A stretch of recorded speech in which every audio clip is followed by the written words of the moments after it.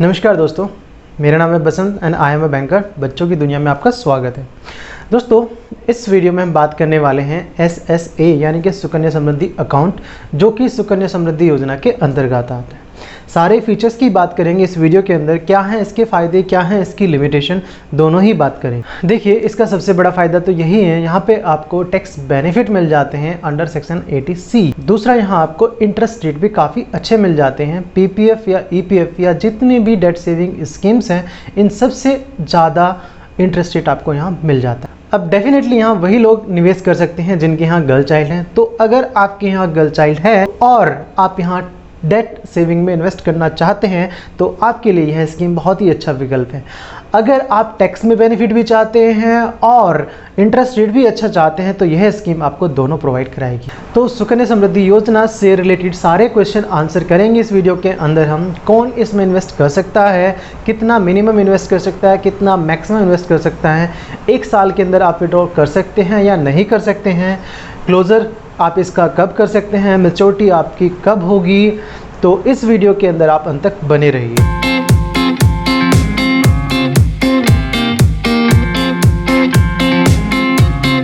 चलिए अब बात करते हैं अकाउंट ओपनिंग की। कौन इस अकाउंट को खोल सकता है? इंडियन रेजिडेंट इस अकाउंट को खोल सकते हैं। NRI या अदर सिटीजनशिप इस अकाउंट को नहीं खोल सकते हैं। बेटी की एज 0 से 10 साल तक होनी चाहिए, 10 साल से ज़्यादा एज नहीं होनी चाहिए। पोस्ट ऑफिस या ऑथराइज बैंक में ये अकाउंट खोल सकते हैं। सारे पॉपुलर बैंक में ये अकाउंट खोला जाता है, जैसे कि central bank of India, state bank of India, PNB, SDFC, ICICI bank. तो जितने भी पॉपुलर बैंक हैं वहाँ पे जाकर आप ये अकाउंट खोल पाएंगे। और अगर आप शिफ्ट कर जाते हैं अपनी लोकेशन से इंडिया के अंदर ही, लेट्स से आप दिल्ली से देहरादून शिफ्ट कर जाते हैं, तो आप अपना अकाउंट भी शिफ्ट करा सकते हैं। माना कि आपने किसी पोस्ट ऑफिस में अकाउंट खोला है तो आप ये अकाउंट बैंक में ट्रांसफ़र भी करा सकते हैं, या आपने किसी सिटी में बैंक में अकाउंट खोला है तो दूसरी सिटी में उसी बैंक की ब्रांच में अकाउंट को ट्रांसफ़र करा सकते हैं। दूसरा, आपको ख्याल रखना है, आप एक गर्ल चाइल्ड के लिए एक ही अकाउंट खुला सकते हैं। एक फैमिली में आप मैक्सिमम 2 अकाउंट खुला सकते हैं, यानी 2 गर्ल चाइल्ड के 2 अलग अलग अकाउंट खुला सकते हैं। लेकिन यहाँ पे कुछ एक्सेप्शन भी है, आप 3rd गर्ल चाइल्ड के लिए भी अकाउंट खुला सकते हैं, लेकिन यहाँ पे इस केस में आपके ट्विंस होना चाहिए, वो भी 2nd बर्थ में, तब आप 3 गर्ल चाइल्ड के भी अकाउंट खुला सकते हैं। ये अकाउंट मात्र 250 रुपये से खुल जाता है, पहले ये अमाउंट 1000 रुपये होता था। अकाउंट ओपनिंग के लिए आपको कुछ नॉर्मल डॉक्यूमेंट्स देने होंगे। बेटी का बर्थ सर्टिफिकेट लगेगा, आपको address proof and ID proof देना होगा, आपको एक फॉर्म भरना होगा, साथ में कुछ फ़ोटोग्राफ्स देने होंगे। तो ये तो हो गई अकाउंट ओपनिंग की बात। अब बात करते हैं इन्वेस्टमेंट की। 250 रुपये हर साल आपको इसमें मिनिमम जमा करना होगा। मैक्सिमम आप इसमें 1.5 लाख तक जमा कर सकते हैं 1 साल के अंदर। कई बार यह सवाल आता है कि हर महीने हम सेम अमाउंट डाल सकते हैं या हर साल हम कोई सिंगल अमाउंट डाल सकते हैं, लेकिन यहाँ पे ऐसी कोई लिमिटेशन नहीं है। आप 1.5 लाख तक का मैक्सिमम अमाउंट किसी भी पोर्शन में कभी भी डाल सकते हैं। अब बात करते हैं डिपॉजिट पीरियड और मैच्योरिटी पीरियड की। 14 साल from the opening of account इसका डिपॉजिट पीरियड होता है, यानी अगर आप 2021 में अकाउंट खोलते हैं तो 2035 तक आपको डिपॉजिट करना होगा। हर साल आप इसमें मैक्सिमम 1.5 लाख रुपया जमा कर सकते हैं, अप टू 1.5 लाख। कैलकुलेशन कैसे होती है आपके रिटर्न्स की, ये मैं आपको वीडियो के अंत में कैलकुलेट करके बताऊंगा। इसकी जो मैच्योरिटी है वो है 21 साल from the date of opening account. तो यहाँ कई लोग कंफ्यूज हो जाते हैं मैच्योरिटी पीरियड और डिपॉजिट पीरियड को लेकर।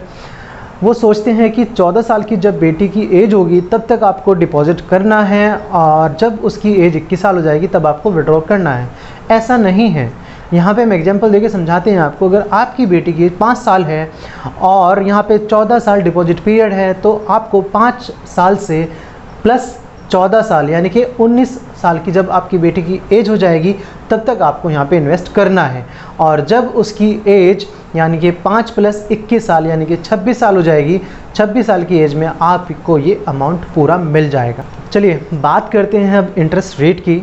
जैसे कि हम बात कर रहे थे, यहाँ पे आपको PPF यानी कि पब्लिक प्रोविडेंट फंड से भी ज़्यादा इंटरेस्ट रेट मिल जाता है।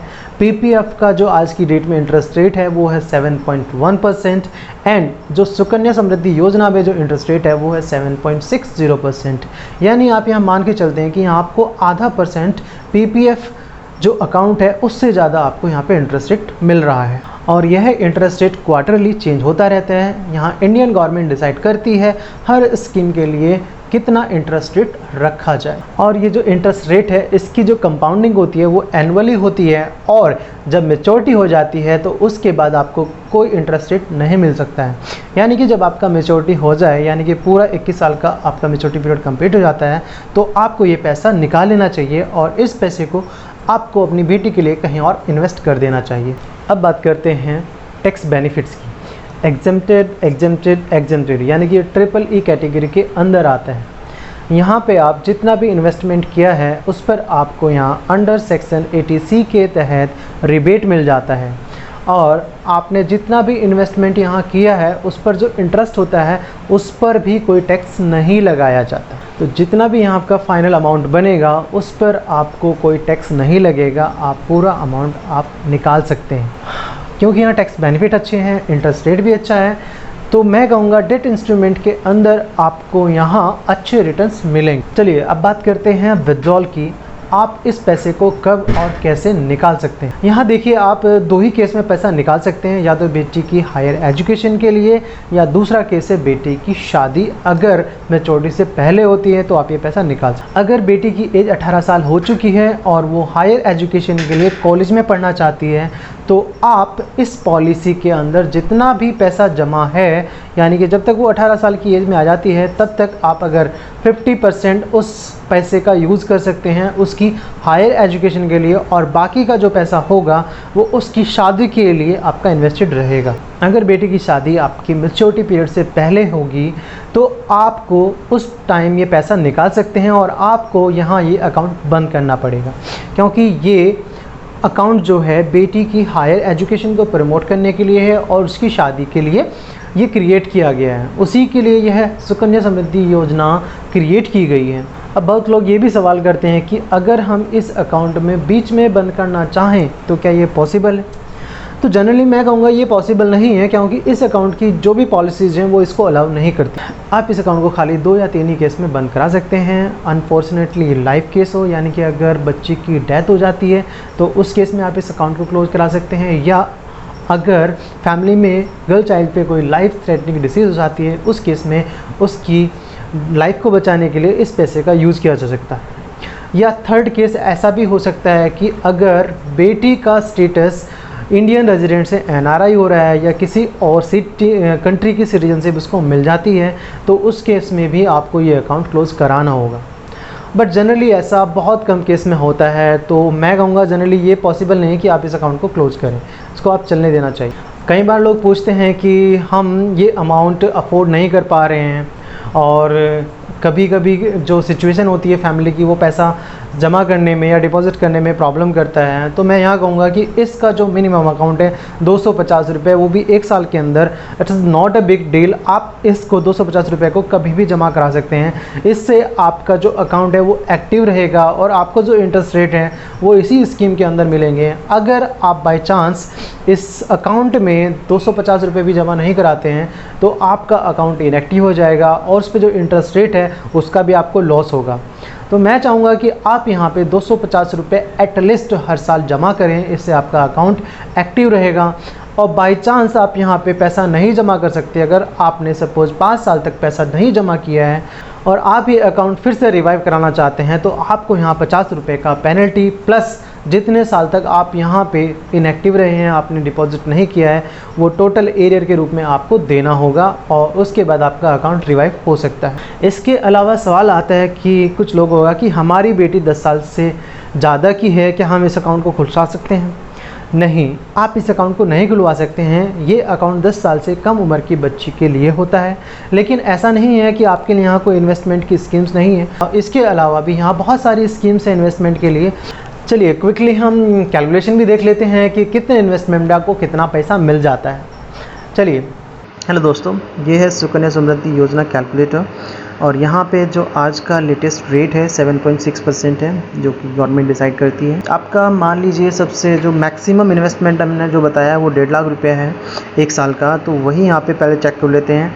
अगर गर्ल्स चाइल्ड आपका 1 साल का है और स्टार्ट ईयर 2021 है, तो आपका टोटल इन्वेस्टमेंट आप करेगा 22,50,000 और यहाँ पे आपको टोटल इंटरेस्ट 41 लाख के अराउंड मिल जाता है। अगर आपकी टोटल मैच्योरिटी वैल्यू दोनों को ऐड कर देते हैं तो ये 63,65,000 के अराउंड मिलेगा। इसमें आपका ऊपर नीचे हो सकता है क्योंकि ये इंटरेस्ट रेट आपके चेंज होते रहते हैं, इनको क्वार्टरली गवर्नमेंट चेंज करती है। सपोज़ यहाँ पे अब अगर आपका इन्वेस्टमेंट थोड़ा कम है, ईयर लिस्ट में इन्वेस्टमेंट आप कर देते हैं सपोज़ 12,000 यानी कि 1,000 रुपये अपना महीना अगर आप यहाँ पे डालते हैं तो आपका इन्वेस्टमेंट 1,80,000 होगा 21 साल में जो मैच्योरिटी पीरियड है। लेकिन डिपॉजिट पीरियड आपका ओनली 14 साल ही रहने वाला है। तो इसमें आपको टोटल इंटरेस्ट मिल जाता है 3,30,000 के अराउंड और आपको मैच्योरिटी पीरियड 5 लाख से ऊपर मिल जाएगा। अब मान लेते हैं अगर आप यहाँ पे थोड़ा अपना इन्वेस्टमेंट बढ़ा रहे हैं, 3,000 रुपये महीना कर लेते हैं, तो 1 साल में ये 36,000 हो जाएगा और यहाँ पे आपको वैल्यू थोड़ा बढ़ जाएगी। 5,40,000 का आपका इन्वेस्टमेंट रहेगा 14 साल में और उसके बाद आपको मैच्योरिटी पीरियड 15 लाख से ऊपर का मिल जाएगा।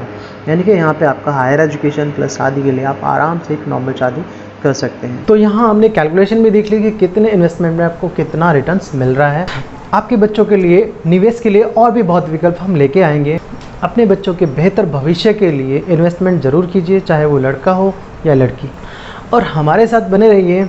हमारा चैनल है बच्चों की दुनिया और अगर आप इस चैनल पर नए हैं तो प्लीज़ चैनल को सब्सक्राइब कीजिए और साथ ही साथ इसका बेल आइकन भी प्रेस कीजिए ताकि इसकी सारी इन्फॉर्मेटिव वीडियोस आपको रियल टाइम में पहुंचे। प्लीज़ इस वीडियो को जितना हो सके शेयर कीजिए हर किसी की बेटी लिए, क्योंकि जैसी आपकी बेटी वैसी ही सबकी बेटियाँ। धन्यवाद। मिलते हैं नेक्स्ट वीडियो में एक नए इन्वेस्टमेंट प्लान के लिए।